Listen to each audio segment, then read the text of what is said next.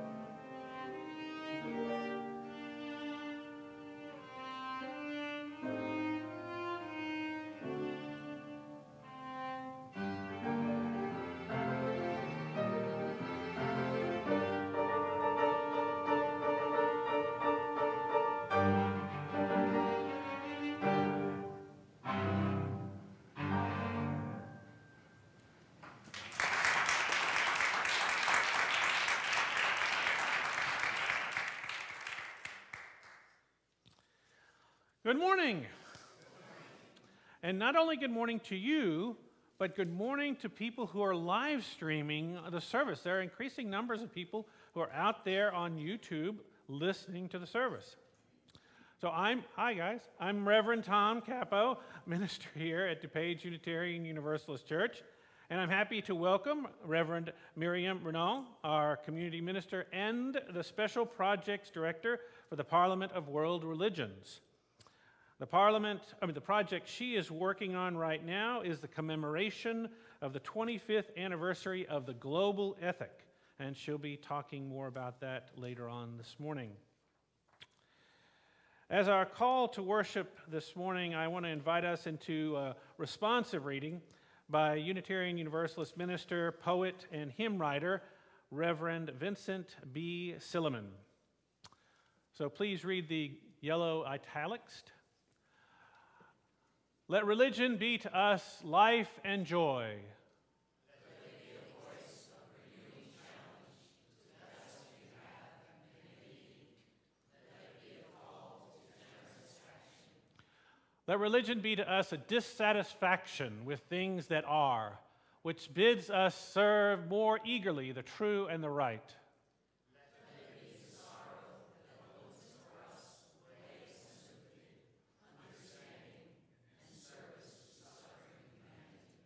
Let religion be to us the wonder and lure of that which is only partly known and understood.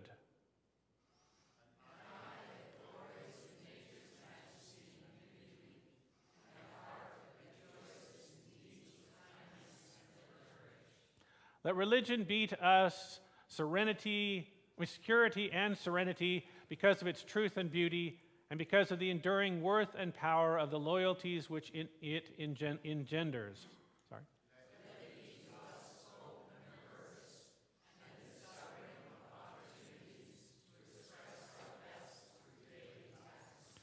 Religion, uniting us with all that is admirable in human beings everywhere.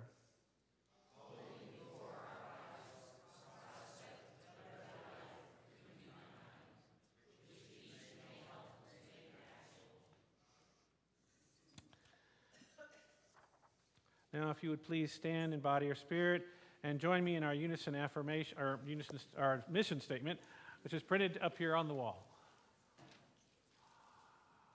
We gather as an inclusive community to grow in character, mind, and spirit, and to transform the world toward fairness, love, and compassion.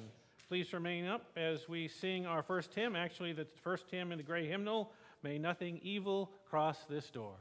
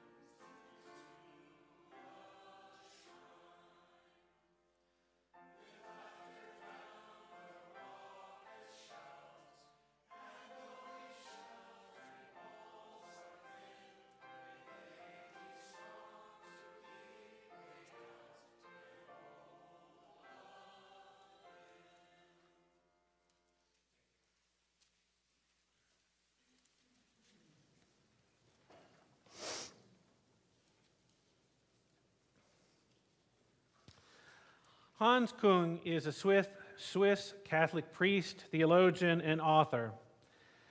In the early 1990s, Küng initiated a project called Weltethos, or Global Ethic, which is an attempt to describe what the world's religions have in common rather than what separates them, and at drawing up a minimal code of rules of behavior everyone can accept.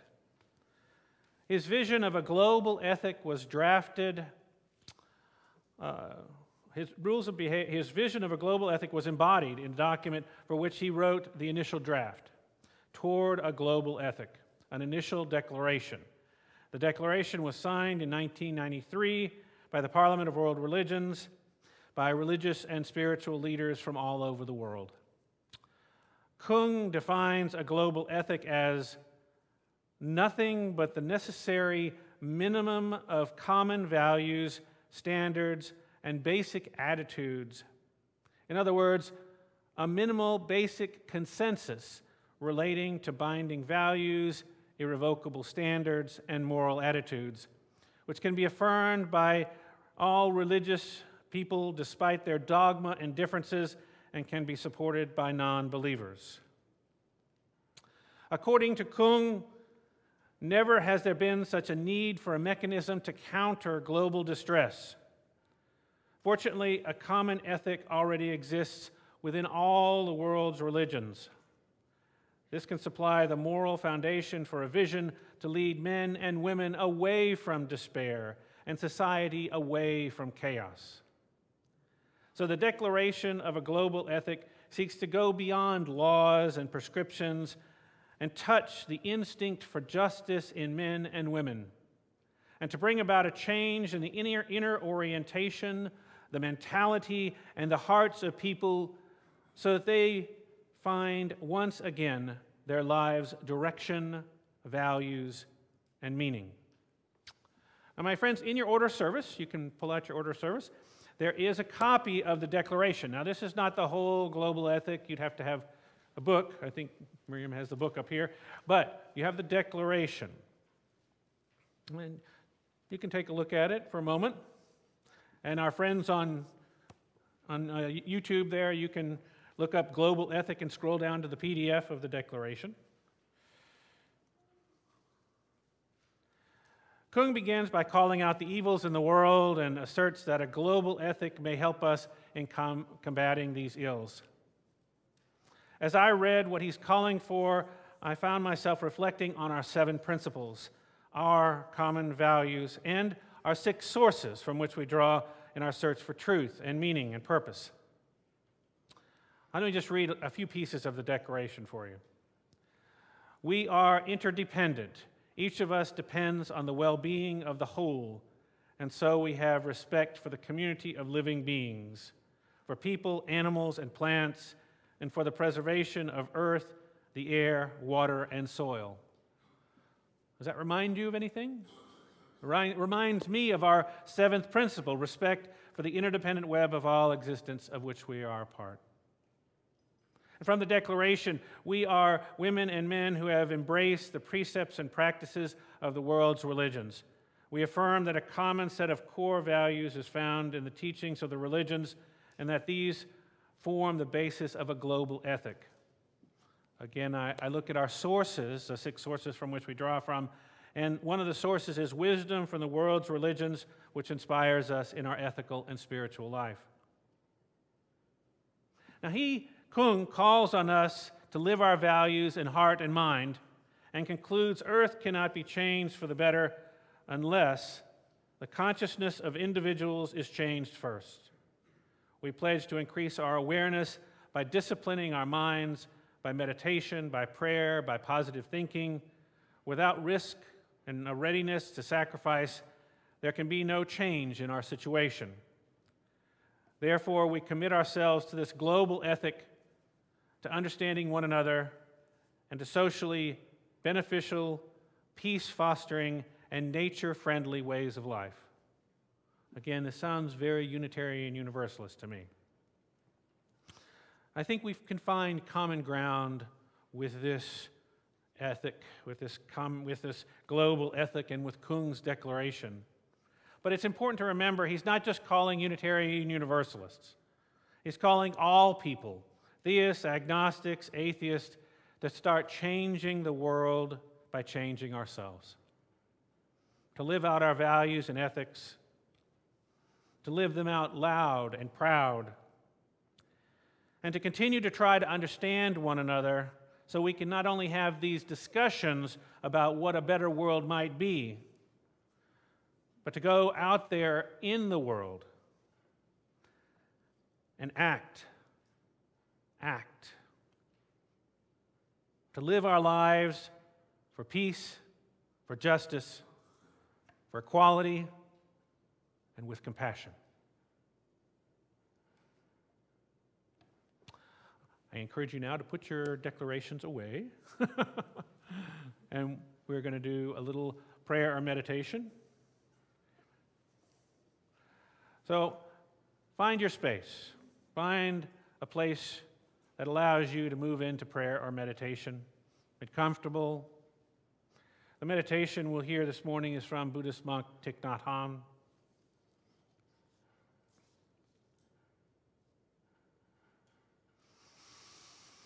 Breathe. Feel the air coming into and out of your body. This is the simplest form of meditation.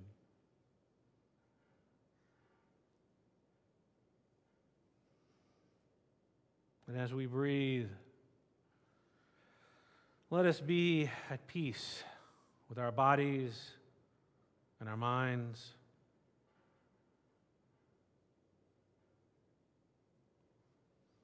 Let us return to ourselves and be wholly ourselves.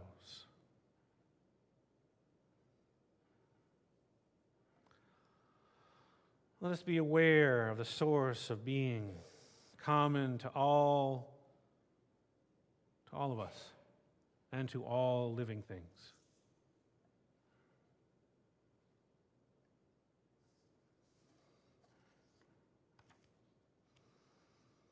And let us evoke the presence of the great compassion. Let us fill our hearts with our own compassion toward ourselves and all living beings.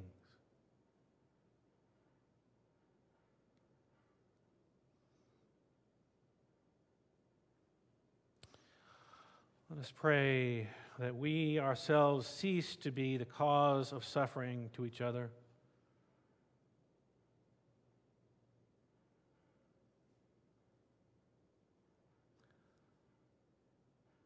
With humility, with awareness of the existence of life, and of an awareness that there is suffering going on around us.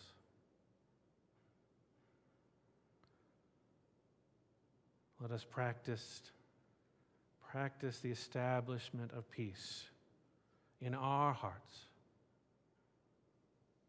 so that we may take that out into the world.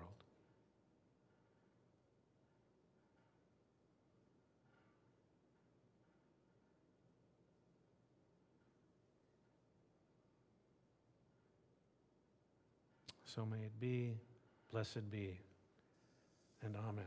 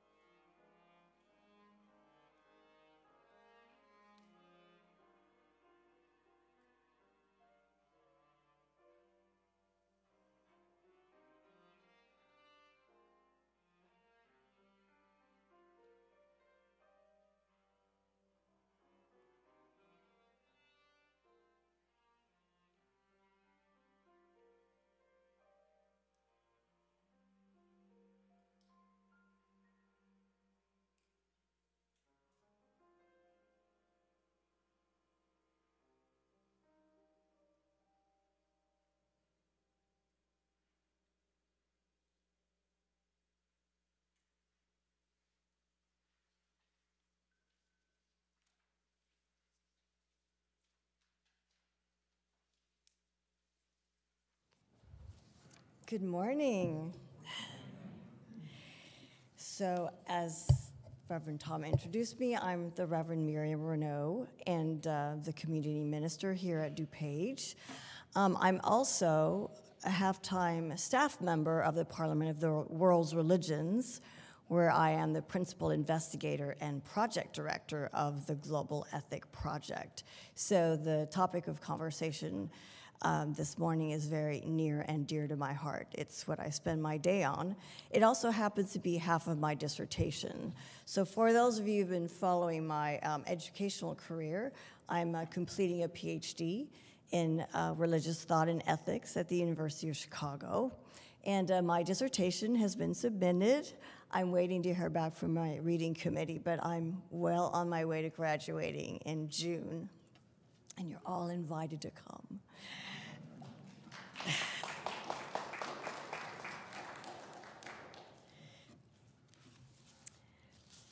So, as many ethicists and religious thinkers often do, Hans Küng started with a question, and his question was, can there be peace in the world if there's no peace between the religions? So 25 years ago, that was the question that preoccupied him. He is a Swiss Catholic theologian and a liberal who played a very important role in Vatican II. And because of this role and his public exposure and his standing, he had really an international audience, which allowed him to do the work that he did with the global ethic. So the answer, if the answer is no to that throbbing, insistent question of, can there be peace in the world if there is no peace between the religions, then how, Küng wanted to know, how are we to find peace between the religions?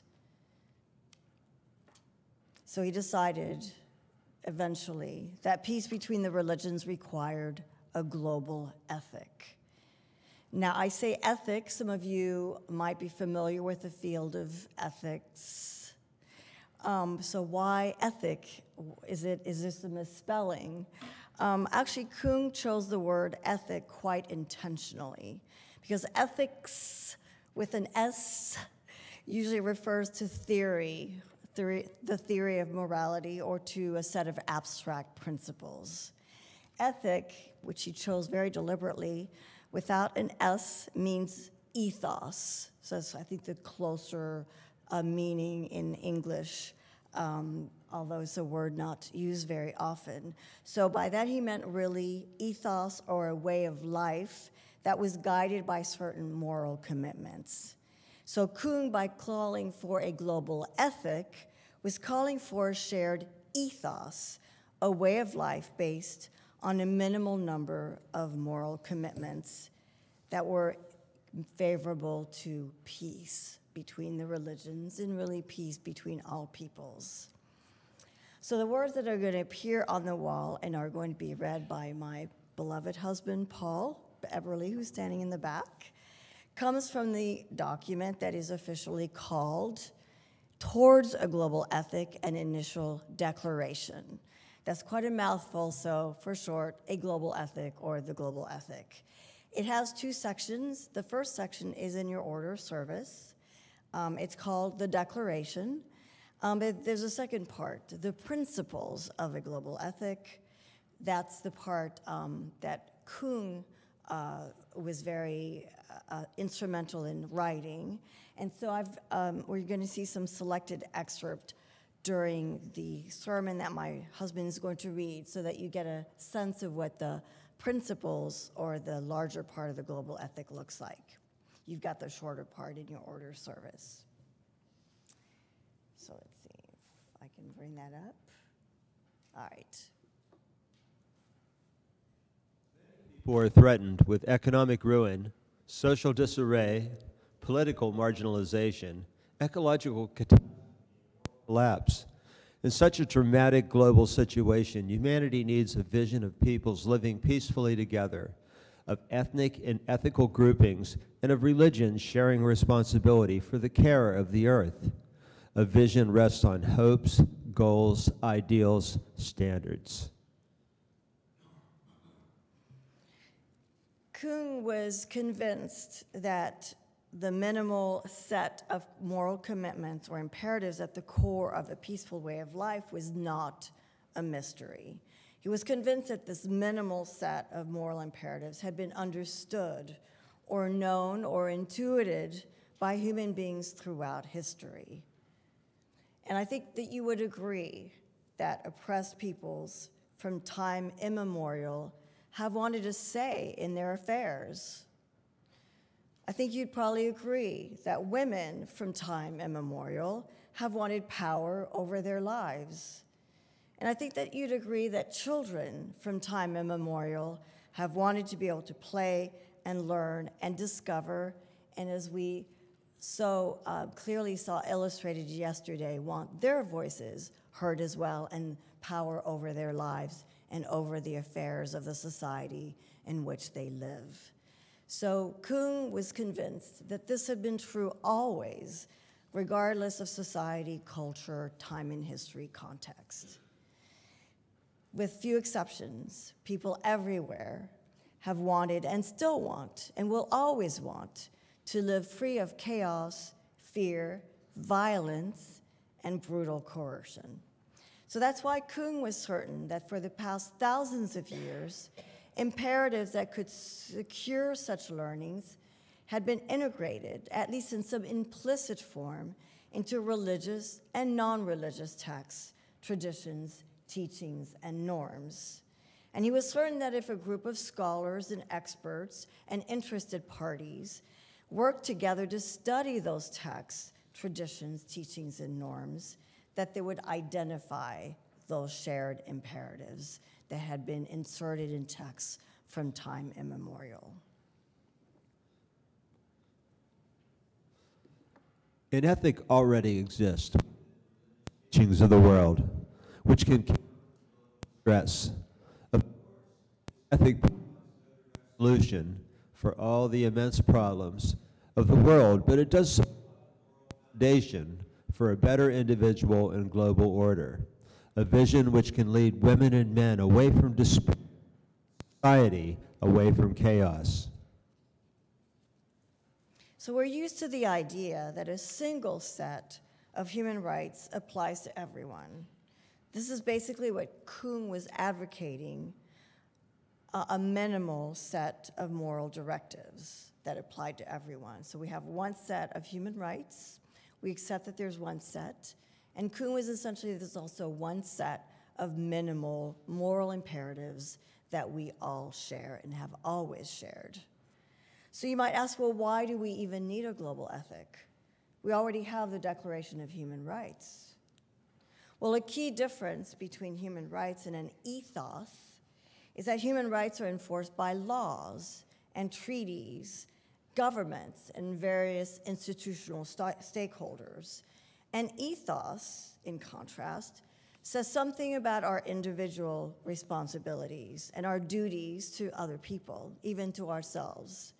An ethos is primarily concerned with a person's inner life, the sphere of their conscience, the ways of their heart, their moral attitude, all of which are often outside the reach of the law and the justice system.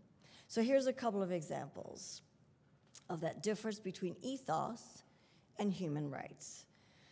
So it's totally up to me, say, to decide whether to ignore the $10 bill that I just saw spill out of someone's pocket at the store, or take the time to hand it back to that person. It's entirely up to me to decide whether to purchase a hybrid car with low gas consumption or a cheaper conventional vehicle. No one will arrest me if I do nothing and say nothing to the person who's lost his $10 bill. No one will arrest me if I decide to purchase the cheaper conventional vehicle. I've broken no laws. But I think that we'd agree that even if we don't always act on them, some options strike us individually as being more moral than others. Law or no law, we recognize that other people, other living beings in our earthly home make certain demands on us. So though the beliefs and rituals and texts of many of the world's religions and ethical traditions don't overlap completely, Kuhn was convinced that some responsibilities and duties are valid for the entire human family, regardless of social origin, sex, skin color, language, or religion. As religious and spiritual persons, we base our lives on an ultimate reality and draw spiritual power and hope therefrom in trust, in prayer or meditation, in word or silence. We have a special responsibility for the welfare of all humanity and care for the planet Earth. We do not consider ourselves better than other women and men, but we trust that the ancient wisdom of our religions can point the way for the future. So Kuhn, in part, thanks to his participation in Vatican II and some of the books that he'd written, is an international figure 25 years ago, and a very sought-after speaker during the 80s. So because he decided that the global ethic was necessary, was needed to secure peace between the religions and then peace throughout the world, he used every keynote that he was invited to give as an opportunity to call for the global ethic. So he became a missionary for this idea of the global ethic. Well, during one of his lecture tours, he came to the University of Chicago, where he was invited to give a talk, and there his plea for a global ethic was heard by several people who were already working together to organize an international convening of the world's religions, a parliament of the world's religions, named as such because 100 years before, during the Chicago's World's Columbian Exposition of 1893, a parliament of the world's religions had been held. It was the very first one. So 100 years later, they wanted to again hold a parliament. But because no good deed goes unpunished, the parliament's organizers not only agreed with Kuhn that a global ethic was needed, they asked him to identify it and set it to paper. And they wanted it to be ready in time to unveil it at the Parliament in Chicago, scheduled for 1993. This is not what he banked on. He just was calling for this global ethic. Now he's being asked to actually write it. So I'm wondering what you think might have needed to be included in this global ethic, this minimal set of shared moral imperatives. So it sounds, I think at first glance, like an easy project. I think that Kuhn anticipated that it would be until he actually had to sit down and write it out. So to start, he developed some parameters for his work. He decided that the global ethic could not duplicate the Declaration on Human Rights, since it is an ethos more than it is about rights. It must focus on a deeper moral level than the legal level of laws. It must be capable of securing agreement among the world's religions. It must be self-critical, it must reflect reality, and it must be stated in ordinary language so that it's accessible to everyone, including non-specialists. And it must have a religious foundation, though it could not contain any explicitly religious language in order to be inclusive of all the world's religions, but also all the ethical traditions. So this was to be a global ethic for everyone, religious or not, and regardless of religion. We are all fallible, imperfect men and women with limitations and defects. We know the reality of evil.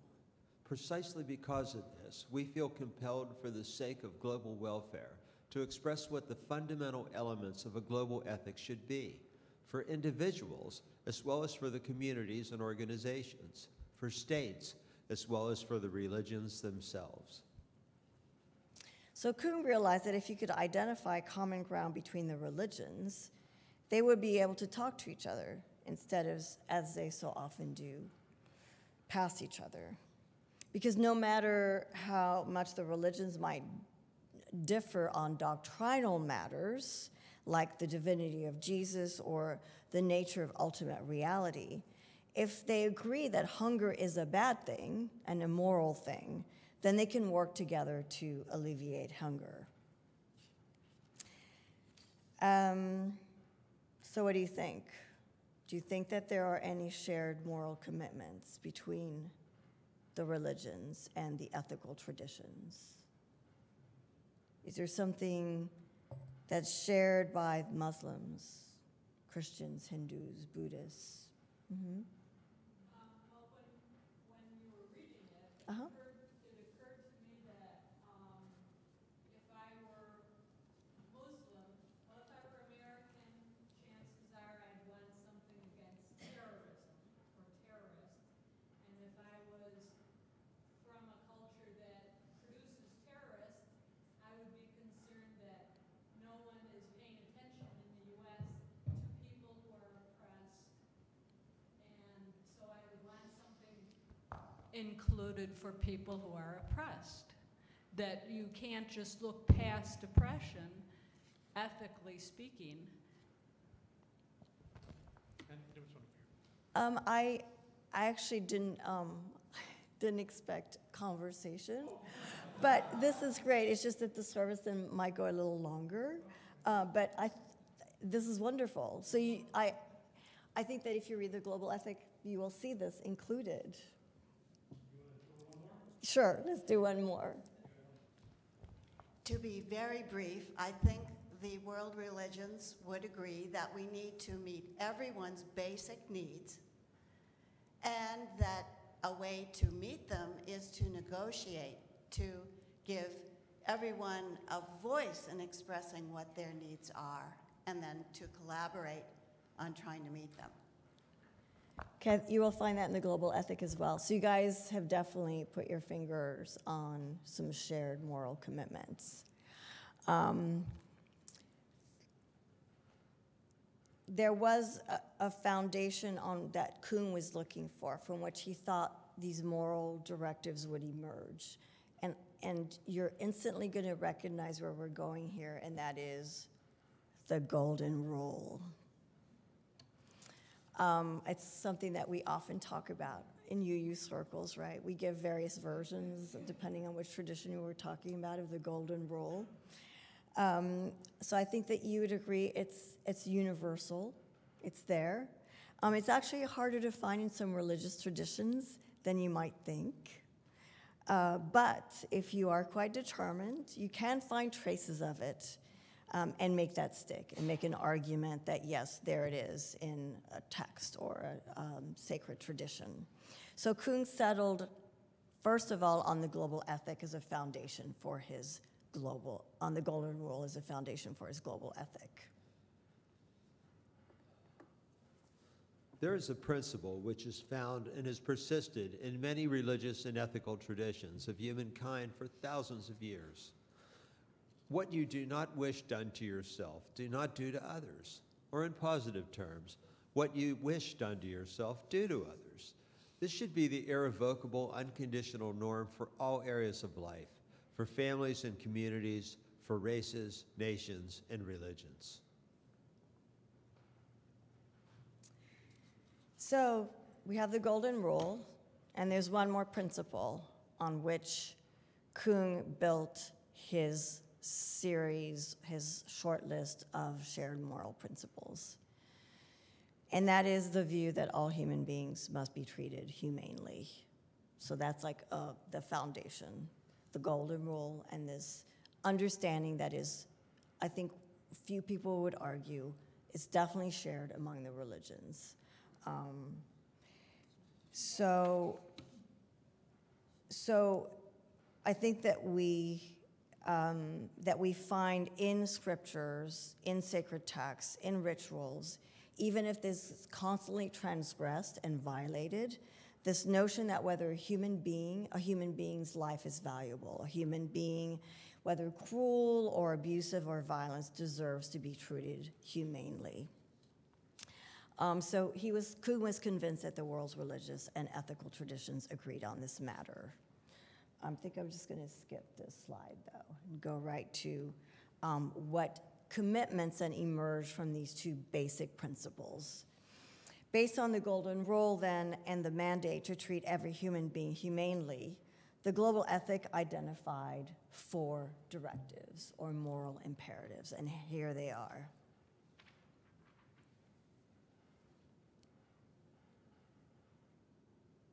So notice that each directive starts with the phrase, commitment to a culture, and then it tells you what that culture is. So contrast this phrase to standards commandments which might be more familiar. Thou shalt not, or do not harm. By calling for a commitment to a culture of, the global ethic is calling for a change in our inner orientation, as Reverend Tom talked about our very way of being in the world. It states an ethos that calls for commitment to the task of spiritual renewal, of eliminating arrogance, mistrust, prejudice, and hatred within ourselves. And it calls for us to replace these with a sturdy consciousness of our responsibilities and duties to others, and also then the will to act accordingly, even if this requires sacrifices on our part. So these are bold, beautiful directives, but without further detail, they border on empty platitudes. And that's why each directive is then given greater precision in the global ethic. And that's where our 2 respondents see their principles hammered out.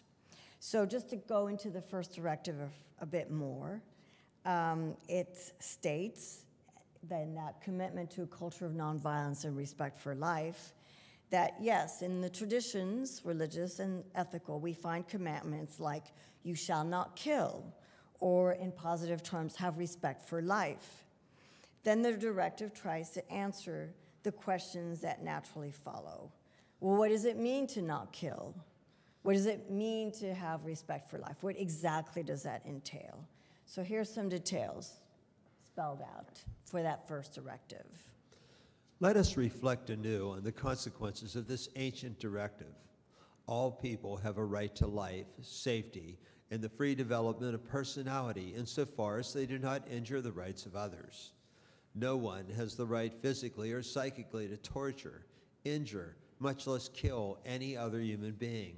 And no people, no state, no race, no religion has the right to hate, to discriminate against, to cleanse, to exile, much less to liquidate a foreign minority which is different in behavior or holds different beliefs.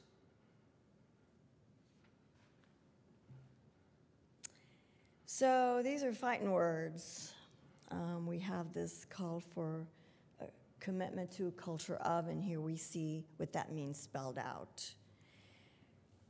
My guess is probably most of you agree with these words, but I do know Unitarian Universalists, having been raised one, and I think that most of us want to leave space for others whose cultural norms may be different from ours. Many of us believe that respecting cultures and religions means that we also need to have respect for those cultures and those religions' teachings and practices, even if these may allow murder or allow treating other people as less than humans. But to go back to the notion of human rights again, we do hold dear to the idea that all human beings have the same rights: the right to life, the right to have a voice in their own affairs, a right to education, a right to develop as persons. And the global ethic addresses that. We are convinced of the fundamental unity of the human family on earth. We recall the 1948 Universal Declaration of Human Rights of the United Nations. What it formally proclaimed on the level of rights, we wish to confirm and deepen here from the perspective of an ethic: the full realization of the intrinsic dignity of the human person, the inalienable freedom and equality and principle of all humans, and the necessary solidarity and interdependence of all humans with each other. The global ethic boldly states that human rights without a moral underpinning cannot endure. So he always meant the global ethic and the Declaration of Human Rights to work together. And in fact, one of my projects at the Parliament is to try to reintroduce the global ethic into the conversation at the UN. So like human rights, the point I'm trying to make is that the global ethics minimal directives apply to the entire human family without exception, as do human rights.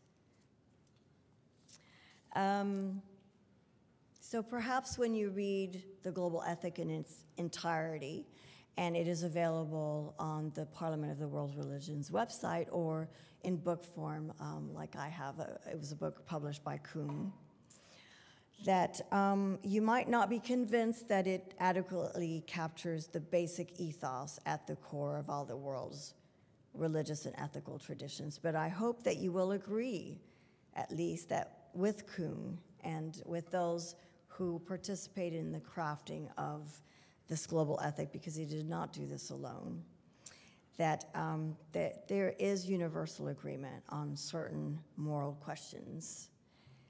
And that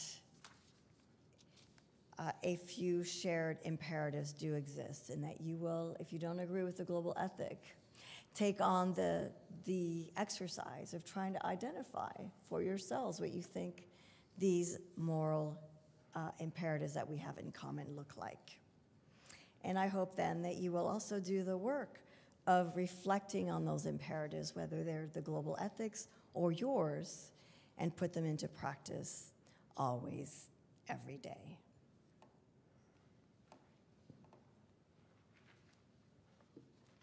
Together, we can move mountains. Without a willingness to take risks and a readiness to sacrifice, there can be no fundamental change in our situation. Therefore, we commit ourselves to a common global ethic, to better mutual understanding, as well as to socially beneficial, peace-fostering, and earth-friendly ways of life. We invite all men and women, whether religious or not, to do the same. May it be so. Amen.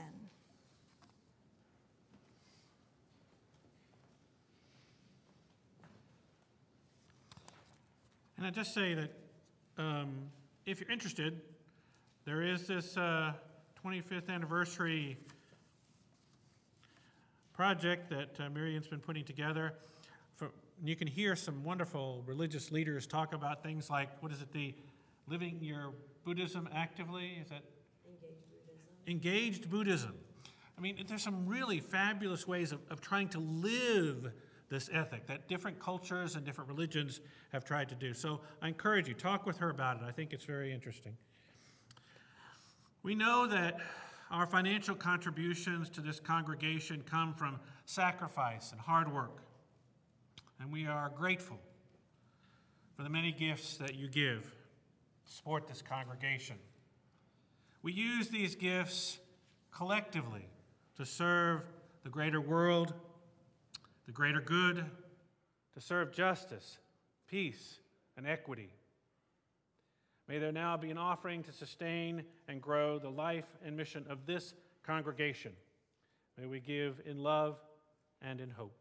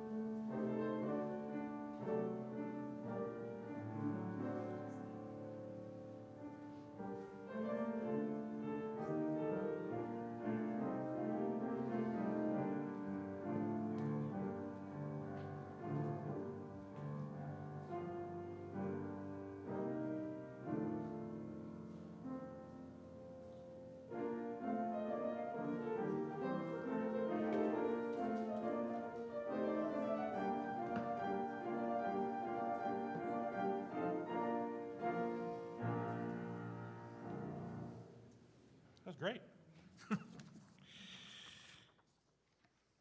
And now we will extinguish our chalice, but let us carry its flame in our hearts, reminding us of our second principle, that we affirm and promote justice, equity, and compassion in human relations. I invite you to rise in body or spirit, and let's sing our closing hymn 1074 in the Teal hymnal, Turn the World Around. The words will be projected to my left, or to your left, actually.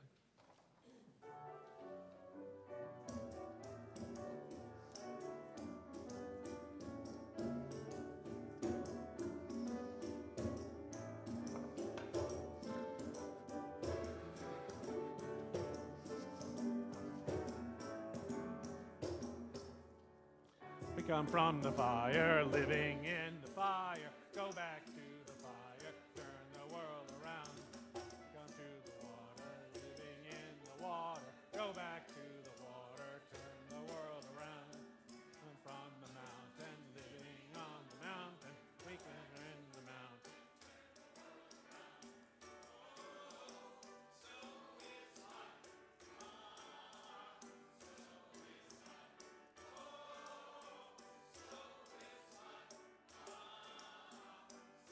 Is life. So as we leave our time together, let us affirm in our hearts that our understanding of religion is uniting us with all that is admirable in human beings everywhere, holding before our eyes a prospect for the better life for humankind, which each may help to make actual. Now, my friends, turn around and greet one another. Let us share the love of this community with one another.